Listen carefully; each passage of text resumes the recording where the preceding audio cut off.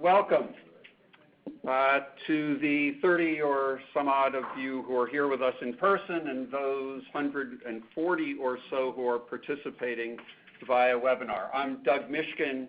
I'm with Venable's Labor and Employment Group here in Washington, D.C. We're delighted to be co-sponsoring this program with Wells Fargo Insurance Services USA and the National Association of City and County Health Officials.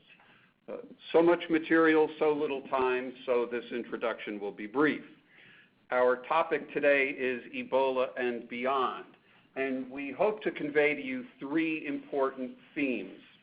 First, there can be no intelligent discussion about public health issues affecting our organizations without a grounding in the public health facts.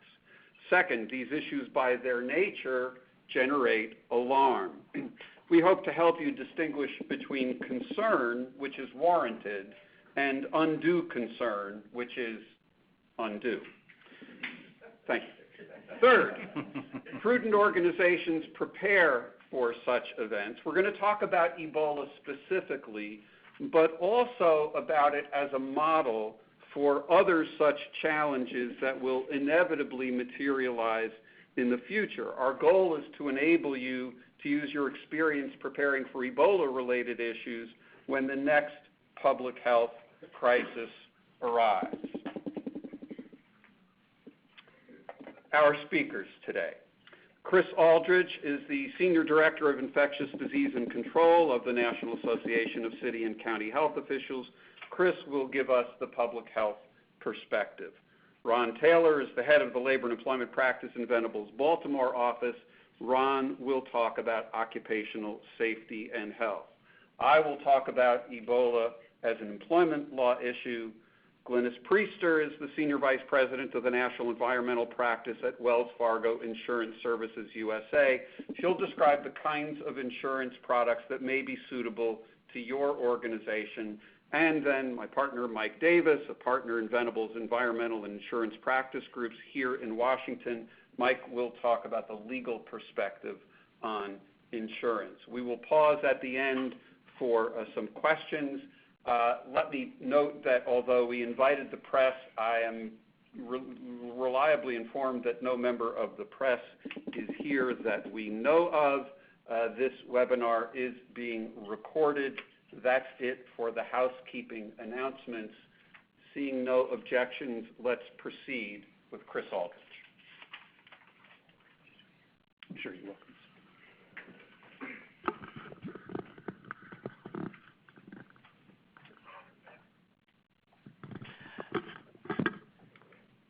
Good afternoon, everyone. My name is Chris Aldridge. I'm the Senior Director for Infectious Disease at the National Association of County and City Health Officials. So just to start out, I want to tell you a little bit about NACCHO and the work that we do. NACCHO is the voice of local public health. We represent the 28 local health departments from across this country, and they may be city health departments, they may be county health departments, they may be district health departments or tribal health departments, but if it's local public health, we represent them and we work to serve their interests, both in providing them tools and resources to help them manage different diseases or different situations such as environmental issues, and definitely when we're dealing with things such as Ebola. Plus, we represent their voice to the federal government and to other key stakeholders to really let them know about the challenges and issues they're facing and the experiences they have on the ground as they are working through a lot of these issues. So what I'm going to go ahead and talk about today, I'm going to focus really in three key areas. So one of the first things I'm going to go ahead and do is talk a little bit about some Ebola basics. And so just some general information about what this virus is and what exactly we are dealing with, how it's transmitted, how it's treated, and so provide you a little bit of a bit of information about that. Then I'm going to talk to you a little bit about the public health response. So what is happening right now from public health to help protect the population at large from Ebola, and to make sure that we're identifying cases quickly and making sure individuals are receiving appropriate treatment. And then I'm going to tell you a little bit from the public health perspective about what business needs to know. And so some of the things to really be thinking about to make sure to consider in terms of how businesses are responding to Ebola. So with that said, catch up. So one of the first things to really point out here is that Ebola is a very rare disease. It's caused by a virus, and the virus actually causes hemorrhagic fevers in humans and in non-human primates. So it was discovered in 1976 near the Ebola River, which it was named after, and in what is now the Democratic Republic of Congo. So there are 5 strains of Ebola, 4 of which are known to cause disease in humans.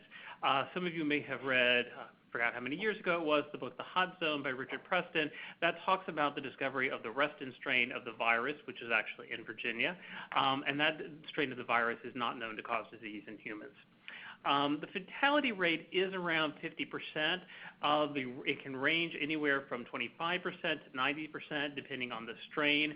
It also can depend upon other factors. So a lot of times when we have seen the outbreaks of Ebola, we're seeing it in countries where the public health infrastructure may not be quite as strong. And so one of the things may happen is that you're not really seeing folks get entered into care and get the level of care that they might receive, such as in the U.S. And so for those reasons, you may see a higher fatality rate than you would in some other developed countries. So I want to talk a little bit about signs and symptoms. And one of the things, and particularly at this time of year with flu season upon us, we have to be very aware that the signs and symptoms of Ebola actually resemble that of a lot of other different diseases. These are very common sort of things that you experience, and so that's one of the things that can make it a little bit more difficult to identify Ebola. So some of the things that an individual may experience, it may be fever, severe headache, muscle pain, weakness, fatigue, diarrhea, and vomiting. And then as you progress, you may experience other symptoms such as abdominal pain or unexplained hemorrhage, such as unexplained bleeding or bruising. So generally, symptoms appear within 2 to 21 days of exposure, and a lot of times they'll talk about that they'll want to quarantine folks or monitor folks for a 21-day period. That's because, in general, that's the end date in which we generally see folks if they're going to if they are infected, that they will begin to show signs and symptoms. But I would say on average, it's really between 8 to 10 days. That's generally the range in which someone who has been infected with Ebola will begin to show symptoms. And it's important to note that a person does not become infectious until they actually begin to show symptoms. So they may be infected, but until they begin to show symptoms, they're actually not going to be transmitting the virus to others. So in terms of transmission, I think it's really important to keep in mind that Ebola is actually a very difficult virus to transmit. It's not transmitted through the air. It's not transmitted through water. It really requires that direct contact with an individual who is symptomatic in order for it to be transmitted. And in order for it to be transmitted and for you to catch it, really it needs to happen. You come in contact with a bodily fluid of the infectious individual, and then you have either broken skin, such as through a cut, or it comes in contact with a mucous membrane, and that's generally how we tend to see Ebola being transmitted. Now, if you're in a healthcare setting, obviously needle sticks is actually something also to be considered in terms of transmission. And then one of the things that you do tend to see in Africa, which is part of the transmission, and sometimes it's what sort of sets off an outbreak that occurs, is handling or consuming infectious fruit bats or primates. So that's one of the challenges in Africa, is that consuming or handling these animals who are infectious may actually then transmit that virus. So the important takeaway from the transmission is that really it's those that are in closest contact with a symptomatic individual that's at the highest risk. And so that's where you're looking at healthcare workers, family, and really close friends that could be at risk. So diagnosis and treatment. So Ebola can become detectable up to 3 days after the onset of symptoms. And as I noted before, Ebola, actually the symptoms of Ebola resemble a lot of other diseases. So one of the key things that you have to consider is ruling out other diseases. Malaria is very big in that part of Africa, and so you want to make sure that you're ruling out things such as malaria. And it's also important to recognize that you don't want to delay ruling out another disease while you're waiting for an Ebola diagnosis. So there has been some concern that healthcare facilities may cause an individual to wait while they rule out Ebola before testing them for other diseases, and that's one of the things that we wanted to discourage from happening. CDC has built the capacity of labs across the country to detect Ebola, and so you can really see a ready response when somebody is being looked at, and so that we can get the test process very quickly and answers back. So at this point in time, there's really no approved medication, there's no approved treatment for Ebola, there's no approved vaccine. There are a lot of experimental treatments and a lot of experimental vaccines, some of which are being used in Africa at this point in time to see the impact that they may be having. But right at this point, nothing has been formally approved right now. So one of the things that they really focus on in terms of treatment is, first of all, early identification. We want to make sure that we're identifying folks as early as possible in the disease so we can help them. And then we're really looking at things such as providing IV fluids and balancing electrolytes, maintaining oxygen status and blood pressure, and then treating other infections as they occur. So those are some of the key things that we do in order to help folks in terms of with Ebola. So one of the things that I think has been talked about a lot is we always note that you really cannot expect to see an outbreak here like what is happening in West Africa. And one of the other things to note is that in previous outbreaks that have happened in Africa, you have not seen this extensive of an outbreak. This is the largest outbreak that has occurred so far, and in the past you've seen more limited number of individuals that have been impacted, and so it really asks the question, what really is different about what is happening in West Africa at this point in time? And so these are just some of the key factors for the reason why it has been as bad as it has at this point. So first, it's the first time that Ebola has been seen in this particular part of Africa. So that's one of the things that is new. And then you have to look at other factors, such as the population density, cultural factors, such as burial rituals that can transmit the disease, poor public health infrastructure, mistrust of government. It's important to note that these countries have been through a lot of civil strife in their recent history, and so that has created some issues in terms of their ability to respond to this. And then we have to look at the slow international response to this disease. And so really getting everything geared up in order to fight it has been slower than what it probably should have been. And so for these reasons, this has really made this a more sustained outbreak than what we have seen in the past and much longer and more severe. So in terms of the public health response, so one of the things that's really important to note is that public health has been preparing for things such as Ebola and other disease outbreaks for a very long period of time. So after 9/11, there was funding that was made available for public health preparedness. And it was designed to do things such as develop hospital coalitions to help make sure that they're prepared in case of an emergency, putting in place communication plans, securing personal protective equipment, providing training for personnel. So a lot of this infrastructure has been put in place after 9/11 and has been there for some time. So we are in a continual state of preparedness for outbreaks such as Ebola. But with that said, it's important to note that each outbreak or each incident actually has unique factors to it. And for that reason, despite the fact that we are working very hard to stay prepared, there are those unique factors that are different and that may require additional training, that we have to talk about how to respond differently. And so based on that, we continue to learn lessons from each response that we have, and then we take those into the next response to make sure we're even better prepared.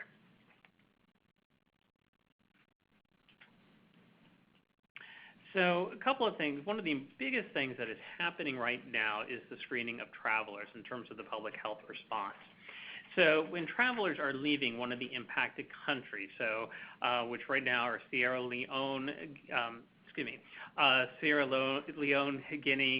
Liberia, and then they're looking at Mali as well at this point in time. So when travelers are leaving those countries, they go through an exit screening process, which includes taking their temperature.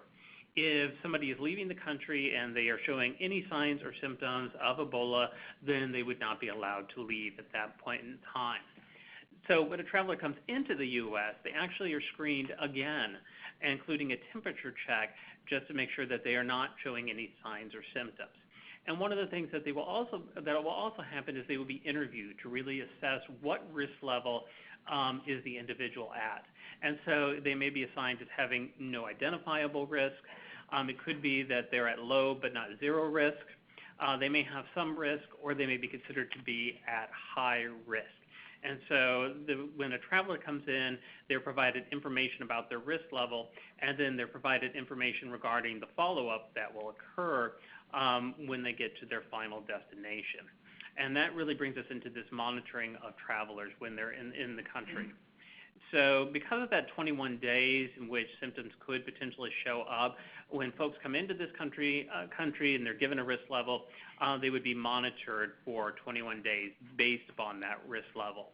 Now, this also includes, too, I should note that we're talking about travelers here, but also, too, hospital staff that have been at some of the hospitals here in the U.S. that have been treating Ebola would also be put into one of these risk categories, and they would be monitored accordingly as well.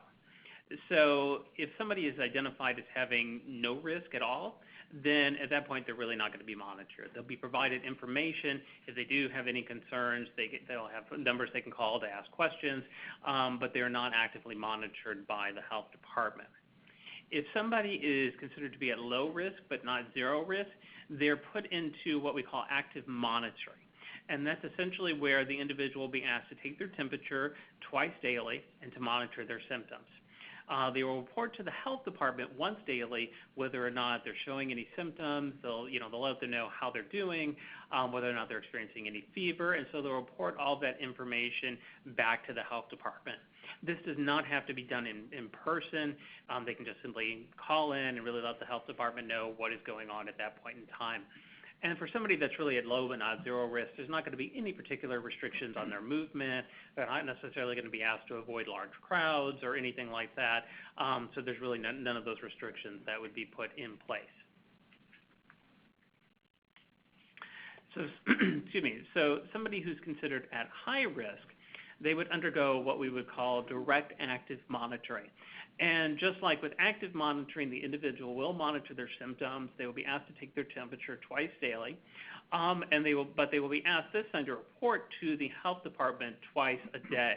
And one of those reports to the health department must be in person. So the health department would either have to be face-to-face with that individual directly, or the health department can use some other technologies potentially, such as video chats and other things to go ahead and do that. But one has to be sort of considered to be an in-person visit. And in this case, there may be movement restrictions that are imposed. They may be asked to avoid large crowds. They may be asked to avoid taking public transportation. And this is in the case that they do become symptomatic and are shown to have Ebola, then it would limit the number of individuals that the health department has to follow up with and then continue to monitor that could have been exposed. So that leaves us with the individuals who are considered to be at some risk, and maybe not low risk, but not high risk. And what happens in that particular category is it really depends on the judgment of the health department. And so based upon the screening, the interview with the individual, and the experiences that person has had, the health department will make a determination whether or not the individual should just simply receive active monitoring, or whether that individual will receive direct active monitoring. So that also brings us into healthcare preparedness. And because of all this monitoring that is happening at this point in time and the screening that is happening at airports, it is extremely unlikely that there will be any more a case such as what we saw in Dallas, where somebody walked into an emergency department and then turned out to actually have Ebola. So in this case, we are likely to identify a person very early on if they start to show symptoms, and to be able to arrange for appropriate transportation for that individual to a hospital that is prepared to either assess that individual for Ebola or to actually treat Ebola. And so that has been a big piece of what public health is doing right at this point in time, and that's preparing their hospitals, preparing their transportation or EMS systems to be able to go ahead and to make sure that they can be safe and they can safely handle an individual who may be under investigation for Ebola. So that has really been the big focus at this point in time, is bringing those hospitals up to speed, making sure they have the appropriate equipment necessary, and they're able to treat individuals with Ebola. So with all that said, as we're talking about, how public health has been responding, it really brings us to what a business really would need to know from a public health standpoint. And from that, really, it's that bottom line is that it's very unlikely that a business would see an individual come into their establishment where they're going to be actively symptomatic and be at risk for Ebola. Because of the monitoring that's going on, the health department is going to catch this very early and ensure that person is cared for and managed appropriately according to this guidance that's put out by CDC and others. So the health departments are monitoring these individuals, so there's really not a lot that a business has to specifically worry about from that standpoint. Important thing, too, is that businesses do not necessarily have to take specific action if they think there might be an individual at risk within their establishment. And by that, what I mean is that one of the calls that we've seen frequently have heard about that local health departments have been receiving is that there are individuals within an establishment or within a business, let's say a coworker who maybe is from Africa, and so other employees may have concerns about that individual being in the workplace. And so it's always important to note that this disease the outbreak right now is only in a very small part of Africa, and you want to work very hard to ensure that your business does not stigmatize individuals who may be from Africa or who even may be from one of these impacted countries, but really is at no risk. So you want to really be very, very careful about that. So if an individual is going to be considered to be at risk, the health departments are going to be managing that individual and working with them to make sure there's not a threat to the larger public health. So with that, went backwards there. There we go. So with that said, and I do want to at least note that in the outside chance, as unlikely it is, but in the outside chance or a hypothetical situation where you did have somebody who became ill in an establishment, just want to say a little bit about what you would need to do at that point in time. And so really, the biggest thing that you would have to do is to just make sure that you isolate the individual to the greatest extent possible. Obviously, a place of business is not a healthcare facility, so there's going to be limits to how much you can isolate an individual, but you do want to isolate them as best as you can, make sure that folks stay 3 feet away from them, and minimize the number of individuals who may have contact with that person. Generally, if that person is under active monitoring or direct active monitoring, ideally you would not be seeing that individual. But if they were under, let's say, active monitoring, they should have a number that they can call for the health department. If not, obviously, you can just go and call the local health department directly to go ahead and to let them know what is happening, and the local health department can provide guidance then on the steps that you need to take. If it's an emergency and a life-threatening situation, then definitely you should be calling 911, and then just simply let the 911 dispatcher know that you have an individual who may have been exposed to Ebola, and let them know. And then after that, you should call the local health department. So in terms of some of the challenges that may follow having somebody that has been in your establishment that could have been exposed to Ebola, you really want to work with the local health department at that point in time, because they'll be able to do the follow-up with any employees or customers who may require monitoring after that. They can help with issues related to environmental decontamination, and so they will work through all those factors with you and really help you be able to manage that particular situation. So that is what I have. I did list a few other resources. CDC is a wealth of information, and they have a lot of guidance that is out there right now to help folks prepare for Ebola, as well as WHO, and then, of course, NACHO is a good resource for Ebola. And then with that,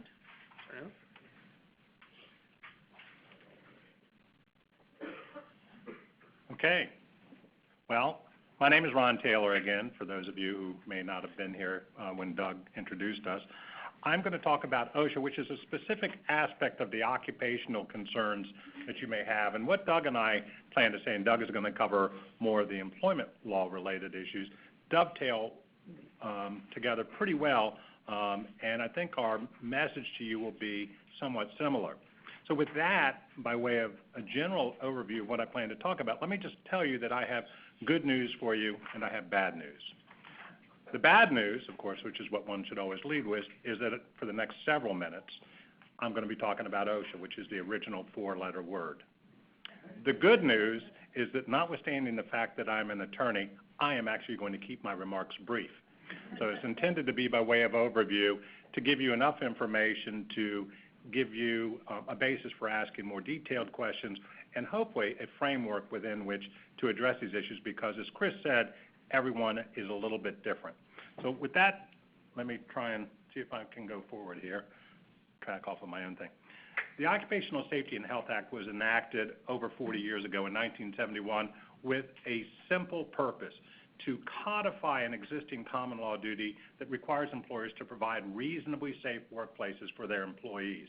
Of course, once the government gets involved, it's got a lot more verbiage in that, but essentially it's the same element that a master owes a duty to its servant to provide a reasonably safe workplace. We don't talk about masters and servants anymore. It's employers and employees. And that, at its core, is what OSHA is all about. It created, to accomplish this lauded goal, a new agency within the Department of Labor called the Occupational Safety and Health Administration, which was given the task of creating a baseline for safety. And they pulled some existing regulations, and they have promulgated their own regulations, which are designed to assure that every working man and woman in the United States goes home in the same condition that they went to work that morning. That's the idea. And it's been remarkably successful. Injuries and illness rates are way down. Occupational fatalities are way down. And there are, as you can hear in the newspapers or see on television, differences of opinion about whether OSHA can be more effective. But at the bottom line, OSHA has been remarkably effective in raising the awareness about safety. It's not just OSHA. Insurance, workers' compensation, other things have contributed to this sort of awareness. So what do you have to do under OSHA? I can distill all of the volumes of regulations, which are mind-numbing, down to two. One is to comply with what is known as the General Duty Clause. This is the codification of that common law duty, that every employer has an obligation to provide employment and places of employment that are free from serious hazards. That's recognized hazards that are likely to cause death or serious injury, basically serious hazards. That's an overarching responsibility, and that is, as I mentioned, this codification. The second is to comply with all those mind-numbing volumes of regulations, including, for example, the ladder has to be 16 inches wide with rung space 12 inches center to center, and that's two regulations right there. So it can be fairly complicated, but don't lose sight of the forest because of all of the trees. Did I skip over it? There we go. Oh, it's because it's not moving up here. Why do you care about this? Because one of the responsibilities given to OSHA was to come into your workplaces to conduct inspections, and inspections lead to penalties if OSHA thinks that the workplace and your work is not compliant with all of its rules or with the General Duty Clause violation. The way that they enforce this, and the current OSHA administration will say that this is the primary means of enforcement, is to deter people by punishment, not by carrots, not by voluntary compliance, but to focus more on enforcement, spanking instead of cajoling, if it were. And they have a whole series of ways which are designed to drive up the penalties, which can be significant. In the worst case scenario, it can be $70,000 per violation. Now, maybe you think that doesn't sound like a lot, but one of the strategies that OSHA uses is what's referred to as instance by instance. So let me ask you this question. If you have 100 employees and you fail to train them on, say, Ebola or prevention of infectious diseases and things like this, is that one violation for failure to have a training program, which could be $70,000, or is it one violation for each of the employees who was not trained, which would be 100 times $70,000 potentially, or $7 million? As you can see, the numbers can get very big, and that's purposeful. OSHA has a lot of ways designed to make safety a preeminent concern among employers.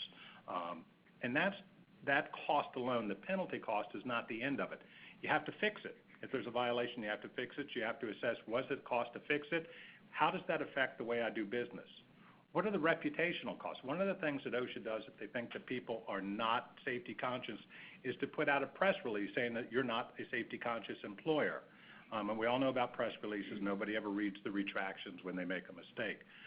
There are other indirect costs, but you can be subjected to future inspections and rapidly increasing. Even if you don't get a $70,000 the first time, the penalties when they come back for repeat industrial sort of progressive discipline, as it were, goes up and up. So you can see that the cost is not just the penalties, but can affect the way you do business. It can affect your reputation. It can affect the way you deal with your contractors or other people with whom you deal. So why do you worry about this? Because you can see at the bottom of the slide, OSHA has not issued an Ebola-specific standard now.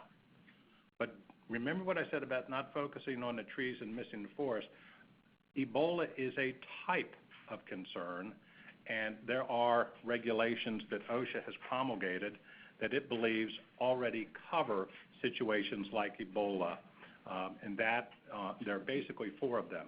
One of them is OSHA's Bloodborne pathogen standard, which requires employers to assess the job duties of their employees and to take appropriate steps, including implementing written plans and programs to protect employees when they think that they are at the foreseeable risk of coming in contact with blood or other potentially infectious body fluids. As Chris talked about, if you look at the types of transmission that are covered by the OSHA Bloodborne standard, and with the exception of eating fruit bats, they're pretty much the same thing. And so if you are complying with OSHA's bloodborne pathogens, you are doing 75 to 80% of what OSHA would consider you to be responsible for doing already. There are a few other things that would apply. One is that you need to make an assessment to determine whether or not people need to wear, and you saw this on one of Chris's slides, PPE, personal protective equipment, goggles, gloves, aprons, other sort of coverings that would prevent contact with blood or potentially infectious material.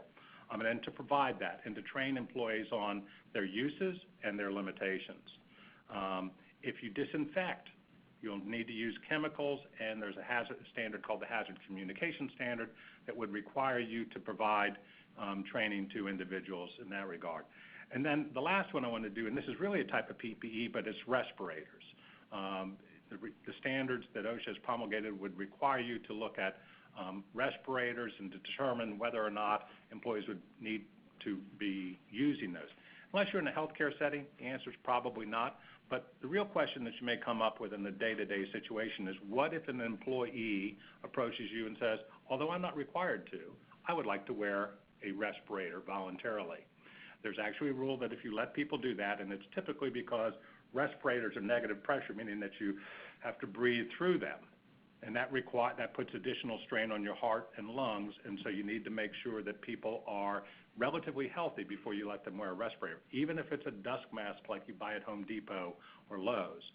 And so what OSHA says is if it's not required and people are only wearing dust masks, you have to give them a specific piece of paper. It's referred to as Appendix D to the respirator standard, which basically tells the employee, follow the directions on the packaging that comes from the manufacturer with respect to use and cleaning. I'm going to jump forward here a little bit. So what should you do? How does all of this affect you? I haven't told you enough about any of the specific standards.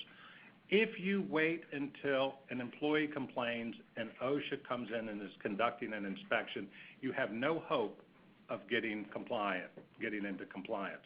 Rather, you are simply waiting to see whether or not you're going to be lucky or not.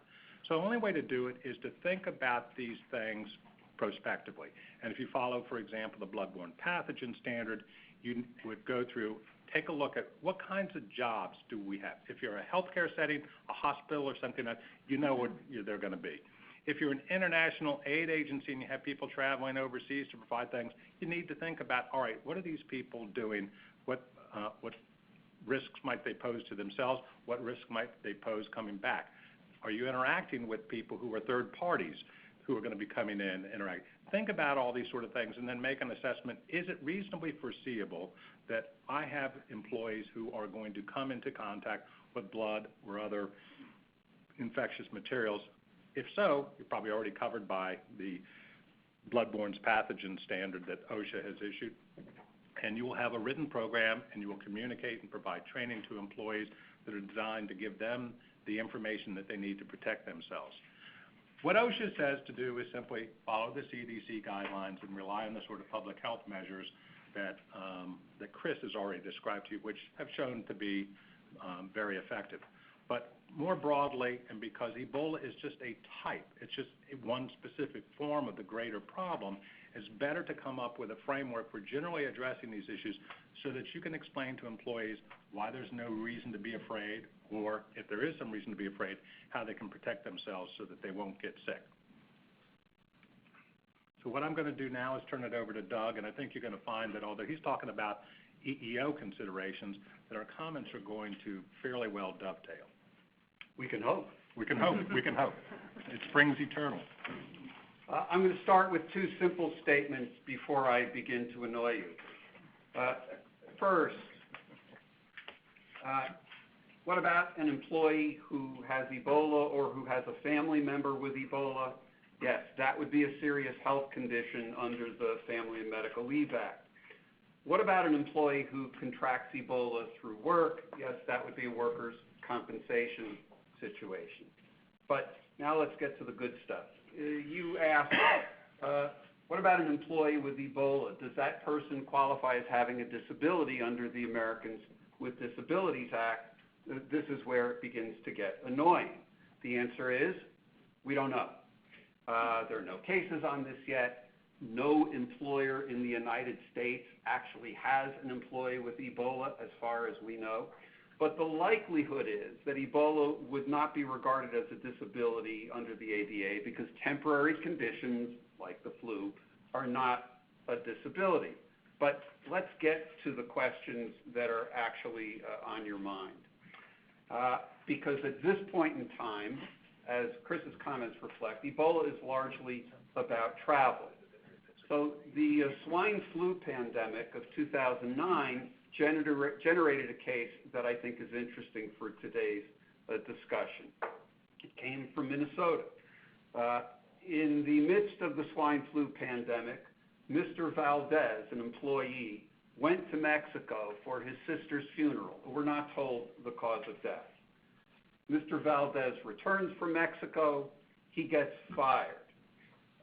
He alleged that he was fired because his employer feared that he was exposed to the swine flu virus in Mexico. And he says, I didn't have the virus, but my employer regarded me as being disabled under the ADA. A quick refresher of the basics. There are 3 ways you can qualify as being disabled under the ADA. You can actually have a physical or mental impairment that substantially limits a major life activity, or you can have a record of having had such an impairment, or you can be regarded as having such an impairment.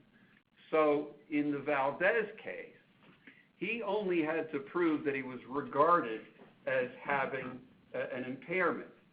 And if that's the theory you proceed under, my employer regarded me as having an impairment, you don't even have to show that it involved a major life activity, that it limited a major life activity, right? So if he shows that he's regarded as having an impairment, the employer then gets the opportunity to put on a defense, an affirmative defense. The employer has the burden of saying, well, you don't qualify as regarded as if what we regarded you as having is transitory and minor, right? You're not regarded as being disabled if what we regard you as having is both transitory and minor. Now, I need you to pay close attention, because if what I am about to say makes sense to you, then you're not listening. All right? So in the Valdez case, the employer says, well, swine flu is transitory and minor. That's our affirmative defense. Valdez says, well, wait, when they fired me in 2009, the swine flu was perceived to be serious and not minor. And the court, in its decision, said the question turns not on perception, but on reality. And from an objective standpoint, swine flu must be considered transitory and minor. Well, that's fine, but I say the question that is begged here, the question that is not addressed is what? Objective at what point in time? When the employer took the action in 2009, when the court hears the case in 2012. So let's see how this might work with Ebola. We have an employee who comes back from one of the affected countries. Now, if the employee is symptomatic, there's no issue for reasons that Chris explained. The health department will take care of it if the employee doesn't. But what about if the employee is asymptomatic, but you want to take action to keep this person out of the workplace? Because when you take that action, the employee may well say that you're regarding me as being disabled, the argument that Valdez made. And at this point, you as the employer have two possible responses. You could respond with the affirmative defense, namely Ebola is transitory and minor, so the employee's regarded as claim has to fail. Of course, the employee comes back and says, minor, thousands are dying. And your response is, well, when Ebola is treated properly, say in the US, there is no long-term effect. And undoubtedly, the employee comes back and says, well, if it's minor, why are you keeping me at home? And the employer's response could well be, well, we're entitled to keep sick people at home, even if it's sick from minor illnesses. Now, before you decide who wins this argument, before you decide if Ebola is minor, let's take a look at the employer's other possible argument, which is this employee poses a direct threat to others. Now, under the Americans with Disabilities Act, an employer may take action against an employee whose disability poses a direct threat to the employee or to others. Direct threat, a significant risk of substantial harm that can't be solved with a reasonable accommodation. We take into account the duration of the risk, the nature and severity of the potential harm, how likely it is that the potential harm will occur, how imminent the potential harm is. Now, usually we're talking about direct threat from an employee who actually has something. But here, the employer would be saying, well, you're not symptomatic. We're not saying you have Ebola, but we're worried that you may get Ebola, and then we're worried that you may transmit it through bodily fluids at work in the way that Chris described. So in other words, the employer is saying Ebola is transitory and minor, so you're not regarded as disabled, but the potential harm is so severe, likely, and imminent that you're a direct threat. If that sounds inconsistent to you, now you're listening. So what does the law tell you to do exactly? It doesn't tell you anything exactly here. Remember, on the one hand, we're concerned about a potentially fatal disease. On the other hand, we're concerned that we not cater to unfounded fears about the disease. And there's an additional layer to this that Chris touched on. This disease is associated with travel to countries in West Africa, and actions that we may take may impact disproportionately on our African American employees, and those actions create the specter of claims under Title VII for race or color or national origin discrimination. All right, enough with the uncertainty. There are some things that we know you should and should not be doing. And some of what I'm about to share with you comes from a technical assistance document issued by the EOC in 2009 called the Pandemic Preparedness in the Workplace and the Americans with Disabilities Act. It was addressing the swine flu pandemic. So for example, when can you do a medical examination? Well, we know from the ADA, you can't do it pre-offer. You can do it post-offer pre-employment, but it's got to be to everybody in the same job category, not just to people who are disabled or who you regard as disabled. You can do it during employment if it's job-related and consistent with business necessity. What about this? Can you ask an employee what country he or she has been in?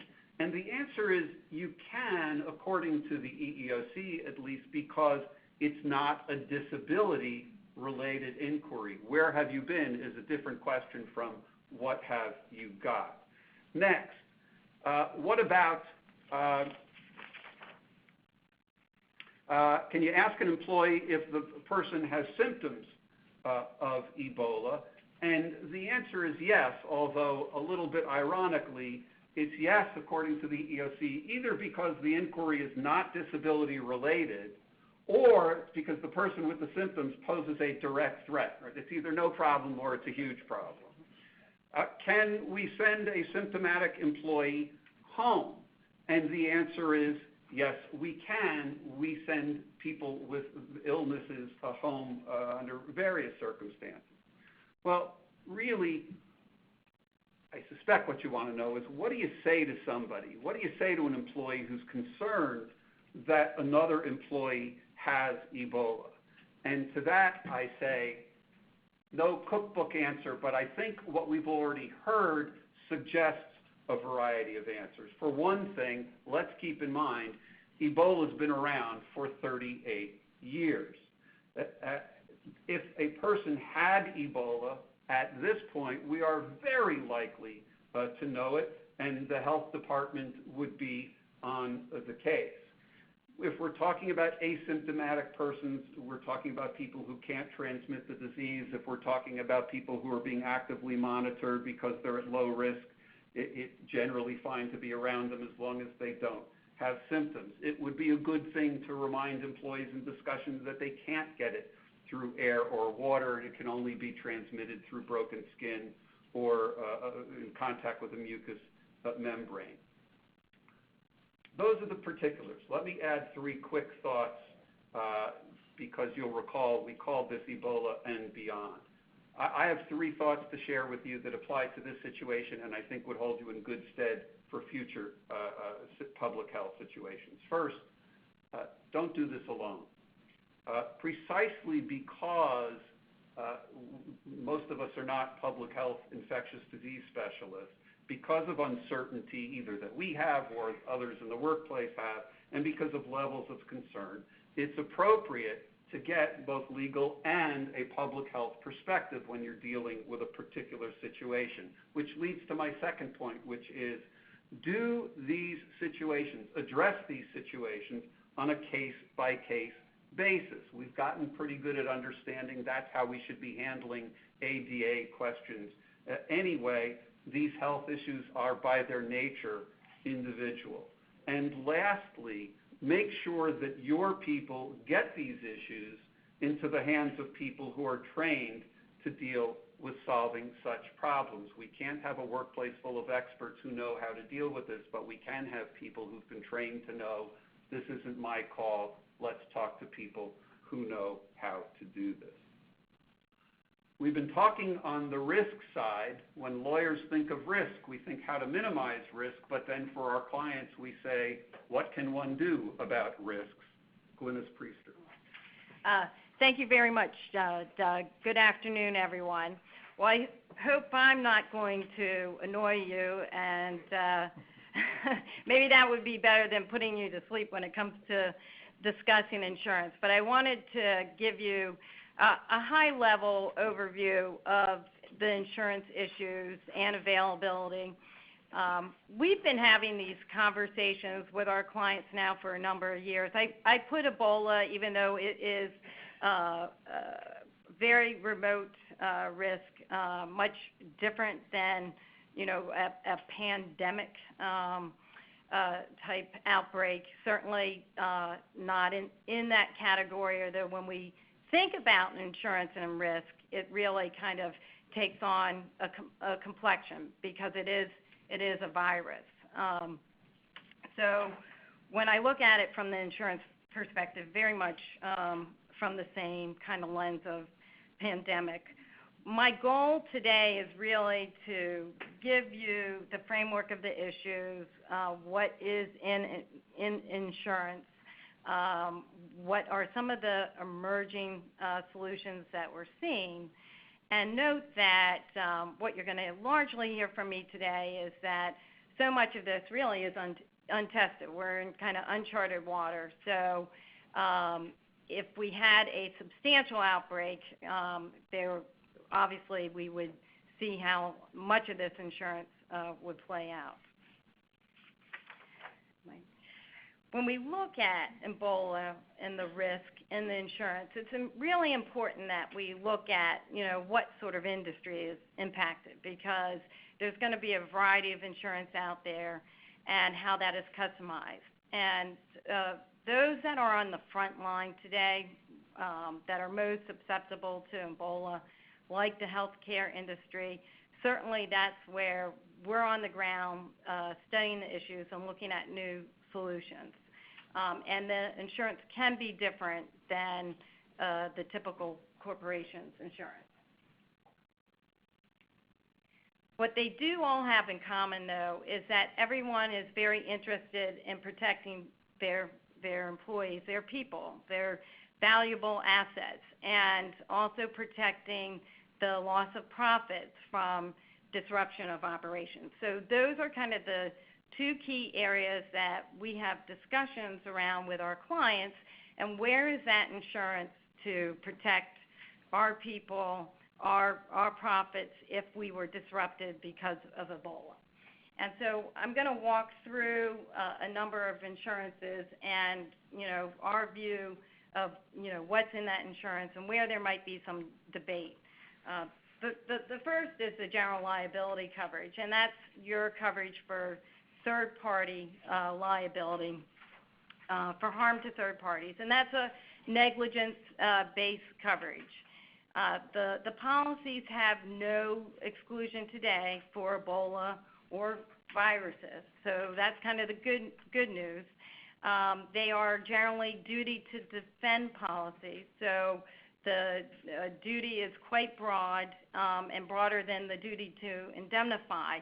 So you would likely have defense in the case of an allegation that you caused some sort of Ebola liability harm to a third party.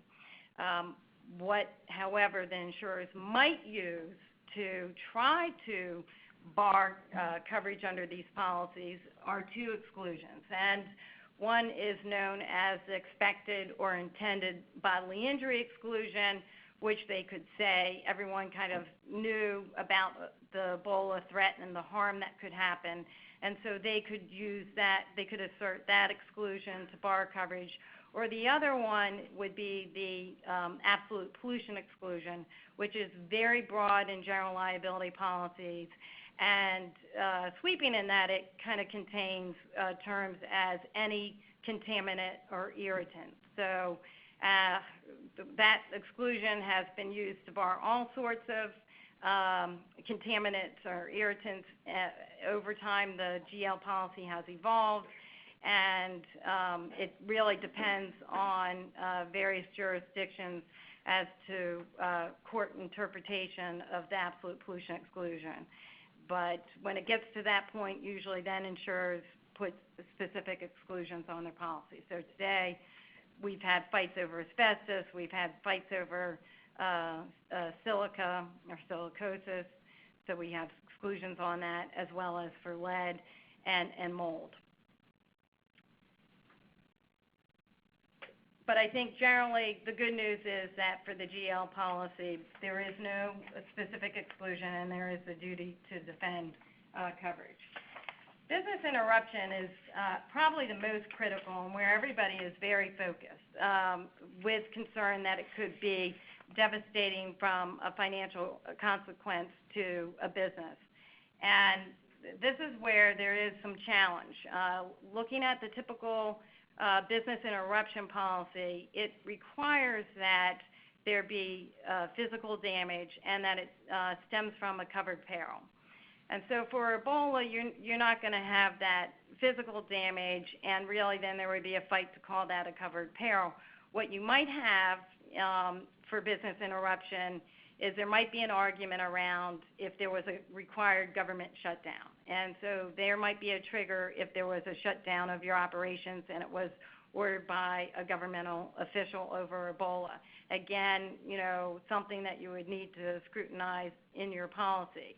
There are now emerging solutions on business interruption looking at coverage to address Ebola, not requiring physical damage, and looking at it from the perspective not only not only direct to your operations, but to your supply chain. So some supplier of yours is affected by an Ebola outbreak, and then you have reduced revenues, profits because of that.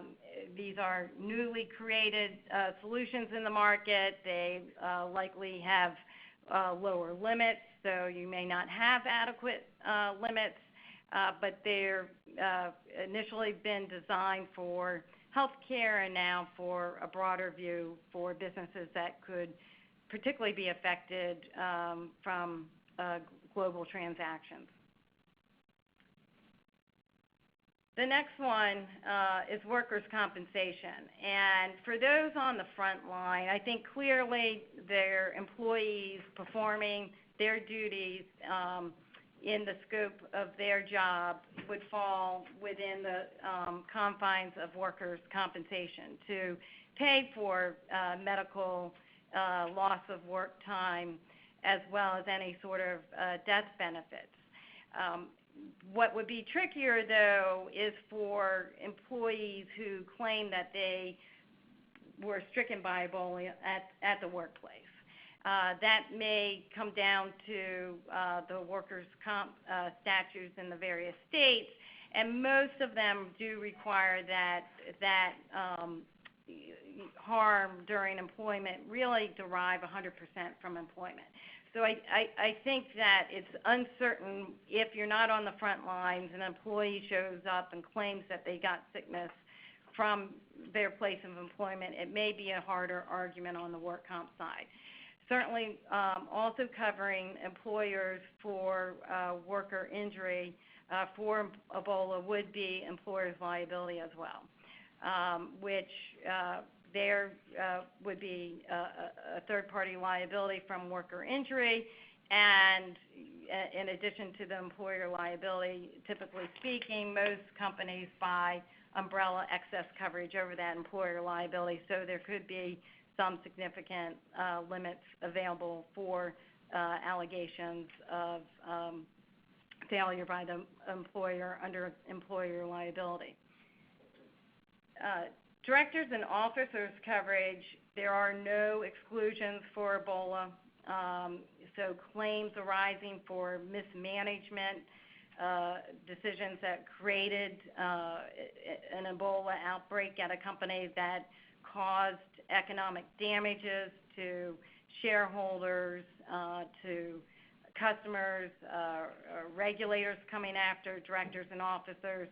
Certainly, there would be coverage under those policies. There is not going to be any coverage for bodily injury. So directors and officers is solely economic damages. Again, no restriction there. So D&O policies should apply to mismanagement allegations arising out of Ebola liability. Travel accidents, that is a topic that is coming up quite a bit for our global clients, and yes, you can find travel accident insurance to provide coverage for your employees, to provide medical benefits and repatriate them back here to the U.S.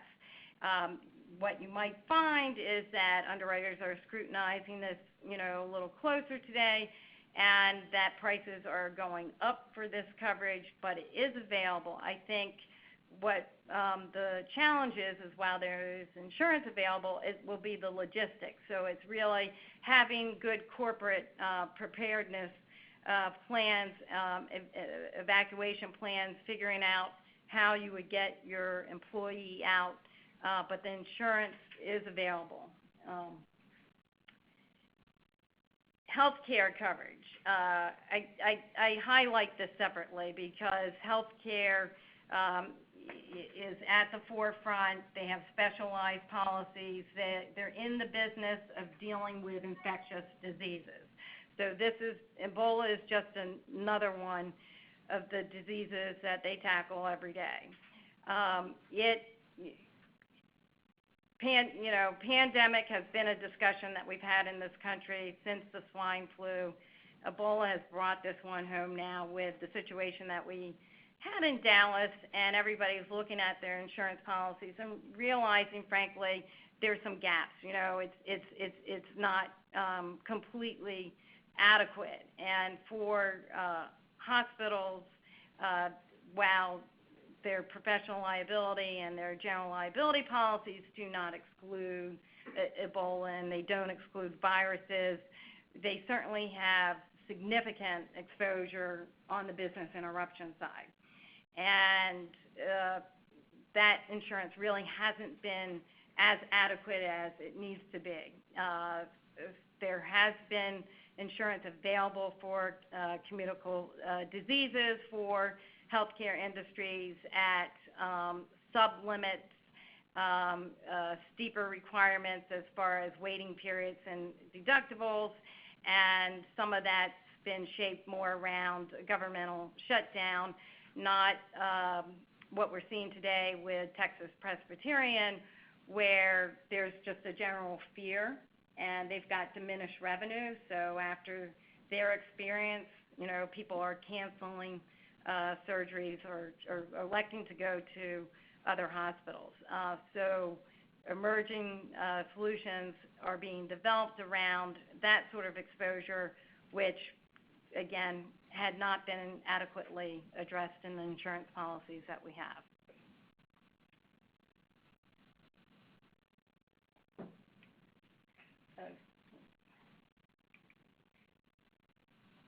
Okay.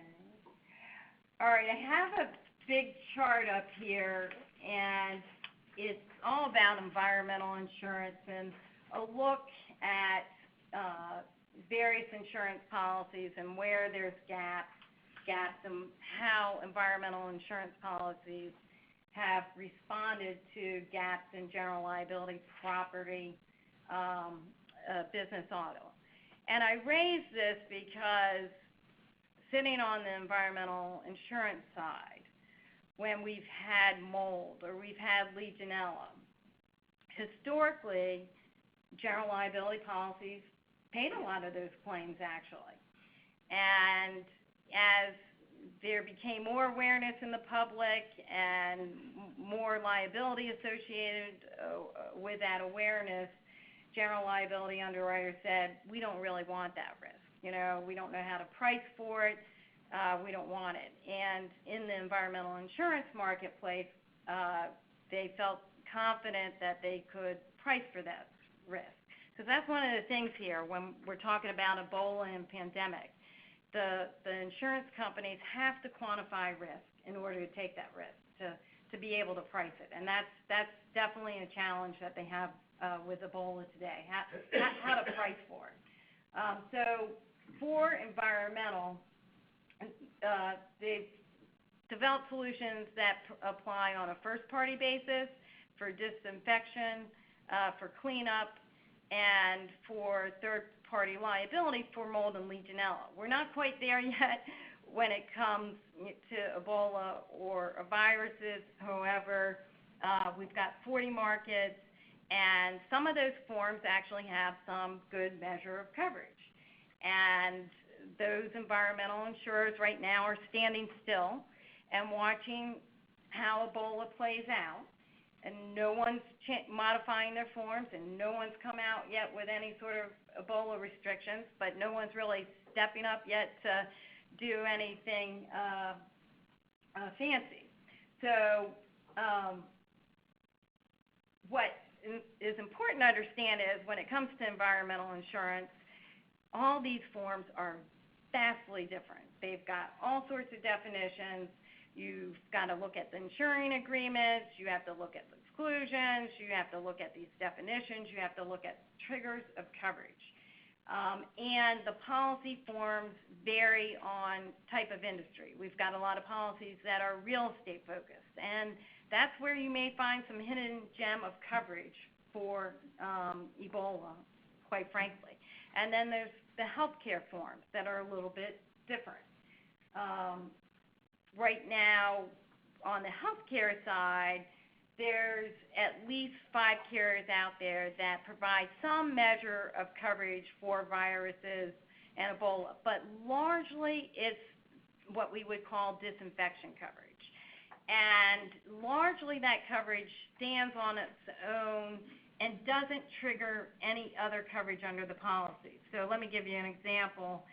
Most of the policies, if you want a business interruption and you buy a business interruption, as long as you have some other sort of covered claim, third-party bodily injury or some sort of cleanup, you could also trigger your business interruption. But many of these companies write the disinfection as kind of this added enhancement. It's really not this covered cause of loss that would trigger business interruption. So that's kind of a flaw out there that needs to be resolved. The policies were largely for the healthcare came about over the whole concern with MSRA. And so there's more specificity around MSRA. And what the healthcare community was really concerned about wasn't so much disinfection, it was that business interruption. It was evacuation and the business interruption.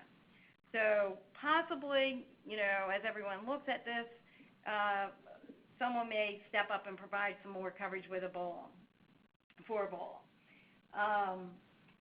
Now, on the separate pollution legal liability forms out there not targeted toward health care, there are a number of forms in the market that actually have fairly decent coverage defined in the pollution conditions for viruses. And they would pay for disinfection, they would pay for cleanup, and they would pay for any sort of third-party liability, and they would pay for, disposal of waste, liability arising from disposal and transportation. But what you need to be aware of, while some of them have viruses built into their pollution conditions, they may have further limitation that says they really want it to be born out of that covered location.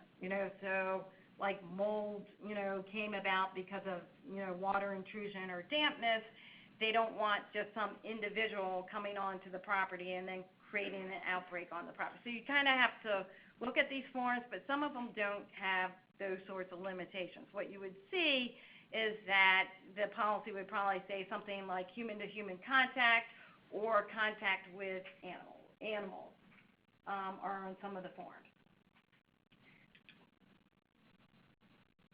So let me just quickly wrap up this my discussion with kind of that life cycle of the Texas Presbyterian case, because I think it's kind of interesting. It has so many different damages, not just at the healthcare itself and the nurses who contracted Ebola, who certainly come under workers' comp, but they could be employers' liability. Certainly, they settled recently with Thomas Duncan's family, and that certainly could have been out of malpractice, sending them away, initially. There could be claims from third parties, whether it would be general liability or it's their professional liability. There could be claims for the cleanup of the apartments from the 2 nurses. We do know that one of the apartments was insured by environmental insurance, and that was a rapid response. That cleanup occurred very swiftly, and my understanding is it's likely it's going to be a covered claim. It's an open claim right now, but it sounds like it's likely going to be covered. Certainly you have an airline that was affected, with their aircraft carrier for carrying one of the nurses. So could third parties claims come out of that for loss of revenues associated with that plane? These are all things that we're having to study and look at. It's complex looking at all these insurance. There's a lot of legal questions that Mike Davis is going to raise. I think the take home is that The insurance market is kind of standing still looking at this saying, how big is this Ebola crisis? When it comes to pandemic, insurance companies really don't want that risk. They don't know how to price, adequately for it. They would look at it kind of like, terrorism and the fact that we've got TRIA and a government-backed pool. However, I do think that for certain risk, if you can quantify, and that's why I believe actually they're able to step up on business interruption, because they can look at and see what sort of damages if you were shut down, what sort of loss of revenue, what your supply chain looked like. Certain things, I think, categories they're going to be able to look at and measure, and certain markets may be willing to do it. And I also think in the environmental insurance that it is an area that they could step up and address. They're not going to want to solely cover, Ebola. It's going to be in a package of all other things that they would address. Thank you. Thanks, Menace. Can I borrow the controller?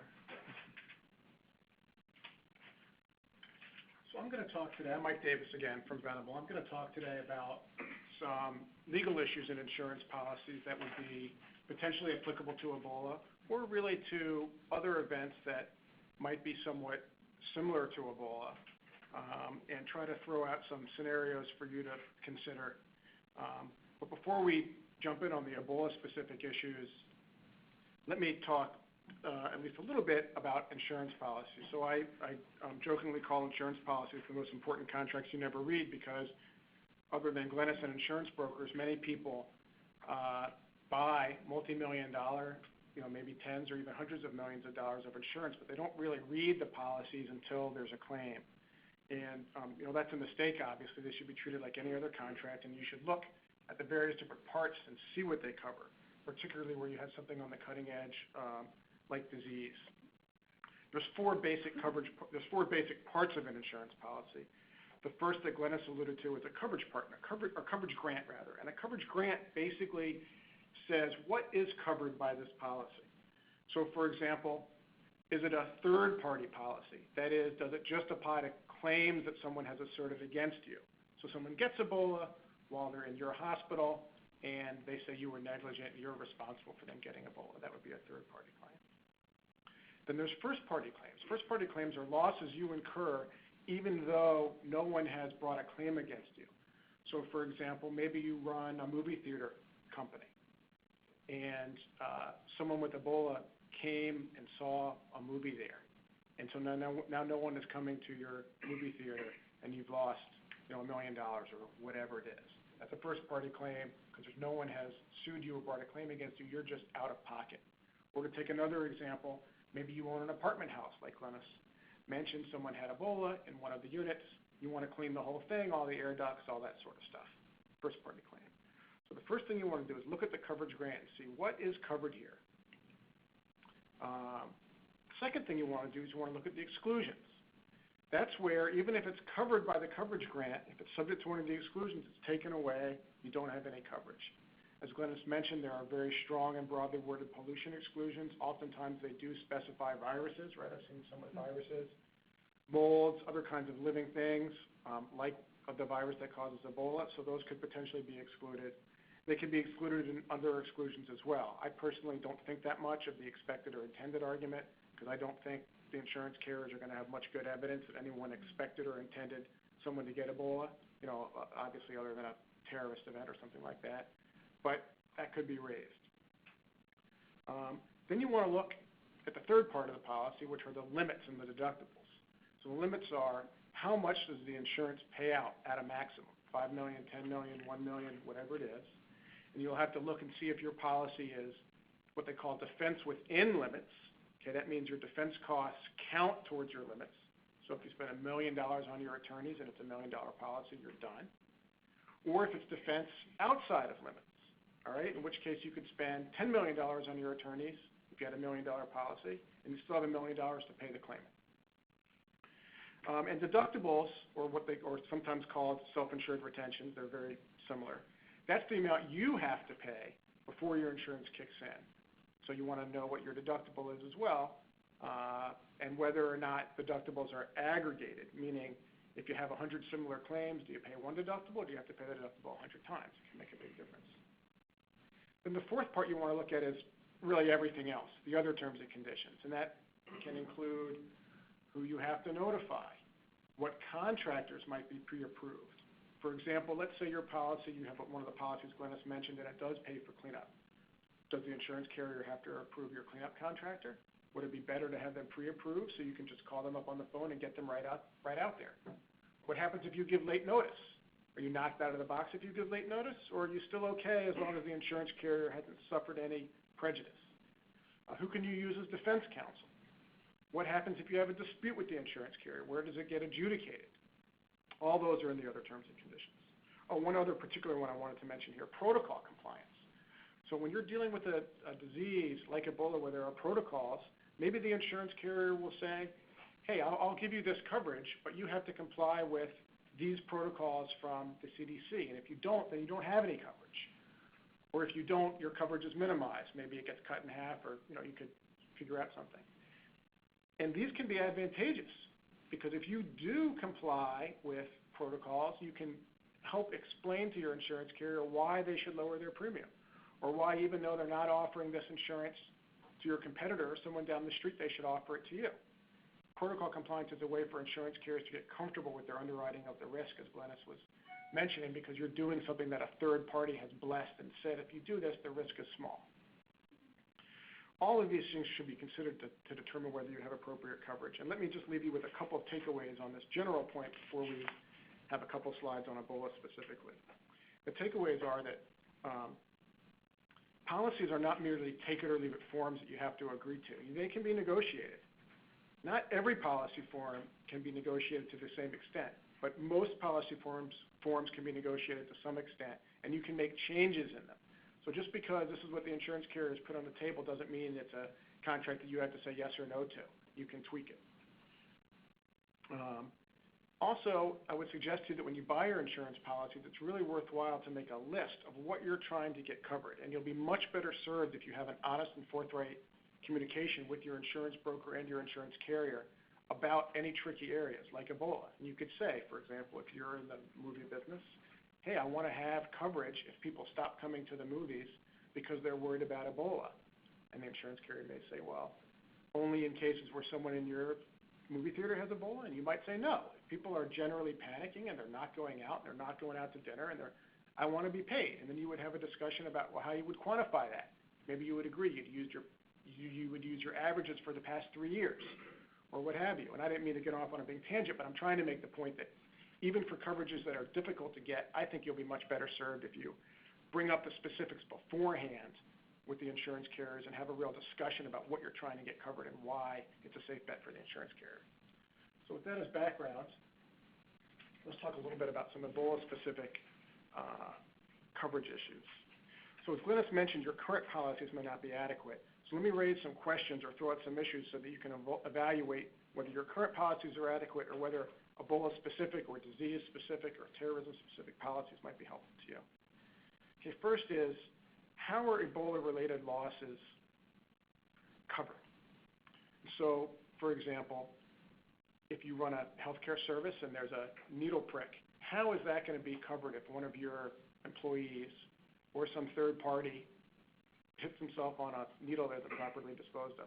How are those going to be covered? Are they specifically mentioned in the coverage grants of the policy?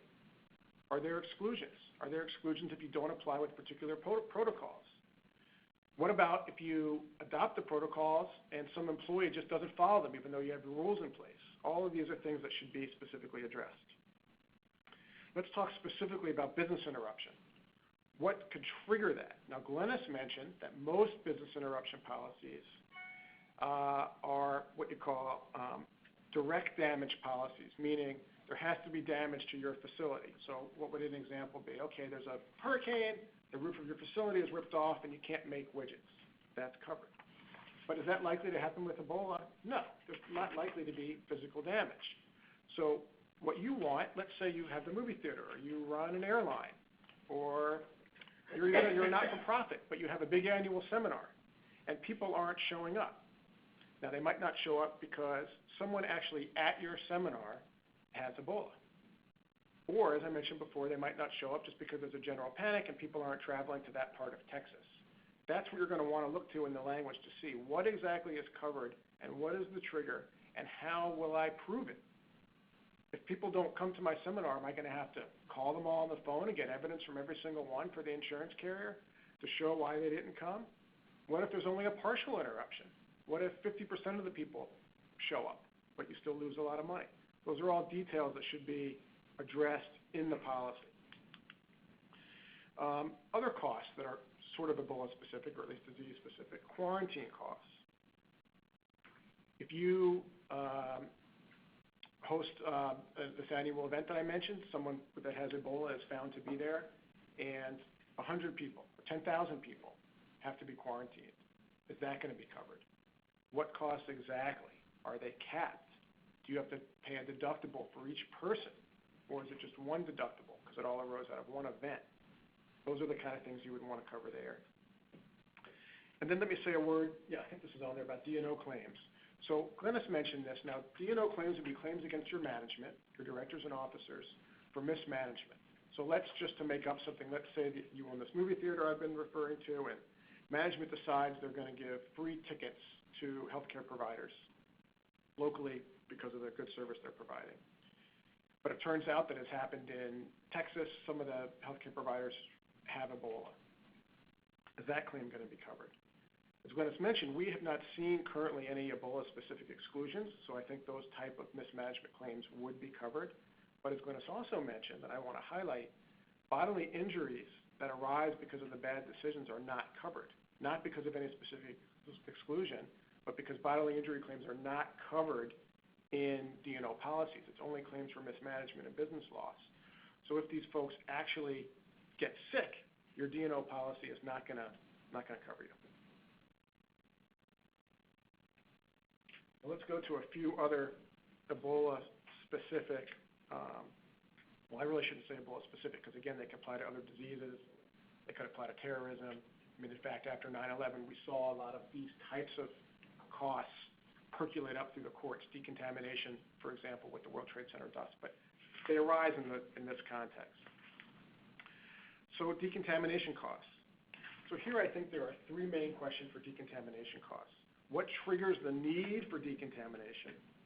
What locations will be decontaminated? And to what standard do you conduct the decontamination? And there are probably even other questions, like I mentioned before, as to who would do it. So let's talk a little bit about what would trigger it. Many pollution policies are written on the basis of a release.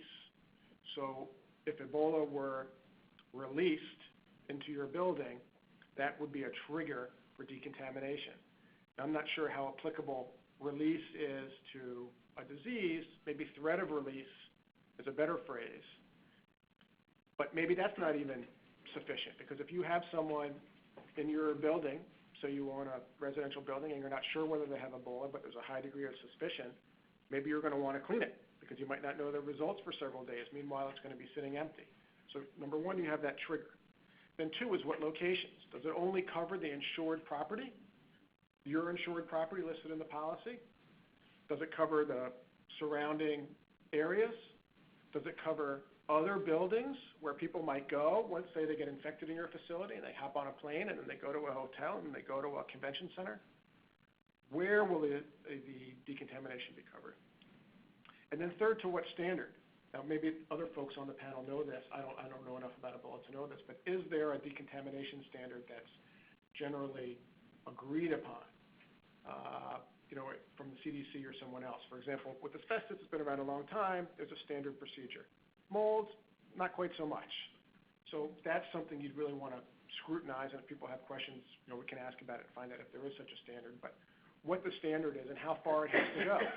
Maybe you want to be very protected. Maybe you don't like the CDC standard. Maybe you want to go above and beyond. You want to make absolutely sure all the air ducts are clean, what have you. What's the standard? Then let's talk a little bit about disease transmission, because this is also, I think, somewhat unusual. So how would you be covered? You obviously would like to be covered if you're in the healthcare business, particularly for your employees. If there's a needle stick or what have you, or if the PPE doesn't work or they're mistrained, you want to be covered for that. What about other folks who are not your employees?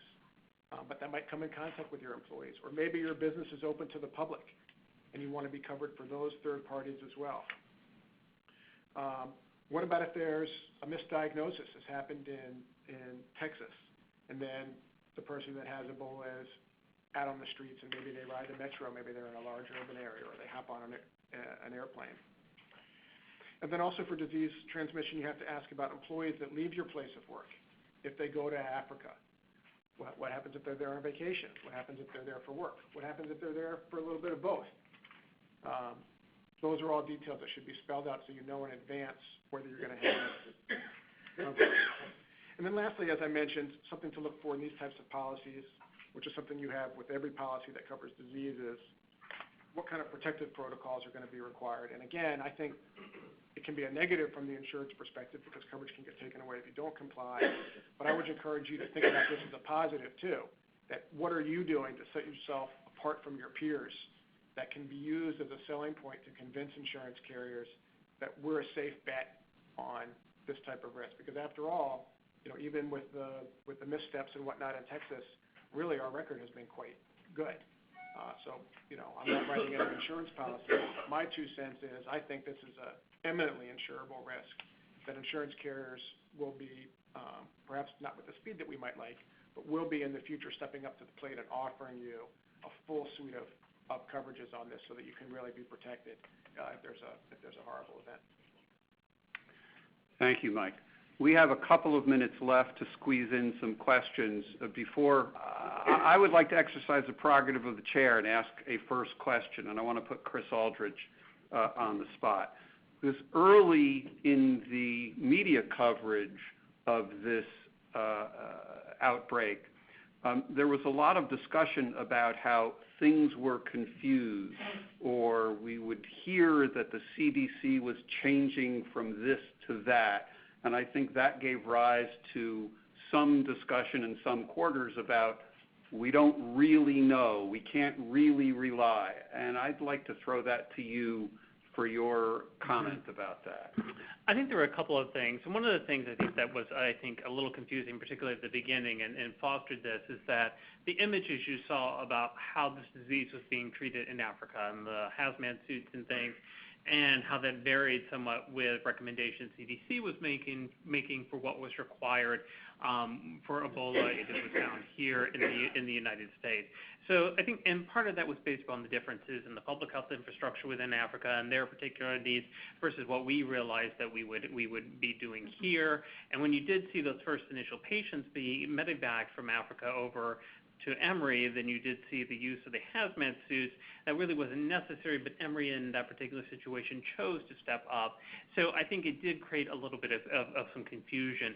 I think also once they went through the real world example of having Mr. Duncan be identified in Dallas, I think they also used that as a learning experience to continue to improve and to tighten guidelines. So I think that it really was never meant to create a sense of confusion. However, there were things that were fluid and that were changing over time as more were learned and as we realized kind of where the public health system was at and the things that we needed to be clearer about and what needed more training. So I think that did create somewhat of that image of it being kind of confused there, but I don't think it was really as confused as what the media was showing it to be. Ron, Mike made a quick reference to decontamination standard. I wanted to give you a chance to chime in. Well, to the extent that they exist, OSHA has interpreted those procedures to be consistent with its bloodborne pathogen standard, which would require the use of an EPA-approved disinfectant, as it were, including common household bleach, and adherence to various precautions, including the use of protective equipment, PPE, to assure that employees don't actually come into contact with body waste, blood, other potentially infectious material. Beyond that, I don't know, and Chris, you may, whether there's any specified level of decontamination that you reach, but I think the notion here is that it's a difficult virus to transmit. It's not one that lives readily outside of human organisms or the body, and that is relatively easily killed by existing astringents and antiseptics. And definitely I would refer folks to the CDC website. They do have guidance on there for environmental cleanup. And so they provide a discussion of that and what you should use, and they do have an explanation for that. Yeah. Any questions from those in the room? Personally, I think there's a good argument. I mean, obviously, I don't know exactly what the policies say, but normally workers' comp policies are written fairly broadly, and if it can be proven that, you know, the sole reason that they're there is for travel, I would say that you're probably in pretty good shape. You know, you might want to look at them and talk to your broker. What do you think, Glenn? Do you think that's too optimistic? Yeah, no, I think, you know, with the extension of the foreign voluntary workers' comp endorsement to your policy, that likely there would be, you know, good arguments for coverage. Plus, if they're also having the travel accident coverage as well in place, I think that you're pretty secure for medical benefits and repatriation to the States. It's really then, you know, the logistics of bringing it back. That's what I was going to say, is you might want to pre-plan and talk to your insurance carrier about if you had a problem, who would you call and how would you get going and get them out of the country? Because if you can have the travel service, logistics service all sort of set up and ready to go, you know, you'll be able to save several days. Sure. Okay, thank you. Any other questions? Yes. There is coverage for event cancellation for Ebola. That is available in the market. You will pay more for that, but then it's going to come down to kind of the devils in the details. The coverage isn't going to be there just because there's a fear to travel and show up, right? It's going to be based around some definition, probably from the CDC, that either where people are traveling from, they can't travel, or there's a limitation to the place that they're going. So there will be, you know, specificity of what would, you know, be a trigger for event cancellation around Ebola, but there is coverage out there. And that's, you know, the query that we're getting from so many clients right now, and I have not been able to develop a solution around just the fear factor. But I will say, though, that I agree with that, but after the Gulf oil spill, there was at least one carrier, maybe more, but one for sure, that started writing business interruption insurance, which is, what you've asked about, the type of business interruption insurance, that if there was an oil spill within so many miles of your beachfront hotel or whatever the property was, even if there was no oil on your beach, it would still kick in. And so I think Glennis is right. It's not available today, but it might be the kind of thing that's not unheard of and could be available. Yeah. I mean, I agree with Mike, and I think that there's a lot of creativity, particularly on the environmental insurance side. But that one was kind of measurable because they did the contingent business interruption, but you still had to have an event, some sort of environmental condition within a certain radius that then prevented people from traveling to your hotel. So it would have to, there would have to be some someone might have to definition. get Ebola within 500 miles of the location, or 1,000 miles. But that's not unreasonable. So I think right now there was just such media coverage and a little bit of hysteria, and when that happens for insurance companies, they're not going to react. You know, if they react, it's not going to be good. They're going to be very thoughtful about it. They've got their own people, their own operations, right? They're looking at it too from their risk standpoint, and they have to, you know, make smart decisions to their shareholders. So they've got to look at, you know, how to, you know, price, if they're going to take that risk, how to price it. So that's kind of what's going on. I think Ebola's a little easier for them to get their arms around, frankly. I think pandemic, much more difficult. Any further questions? Seeing none. Special thanks to our outside guest speakers, to Chris Aldridge and Glynis Priester, and to their organizations, NACCHO and Wells Fargo, for co-sponsoring with us today. And thanks to all of you who participated here live and in person and via webinar. Everybody back to work. Thank you.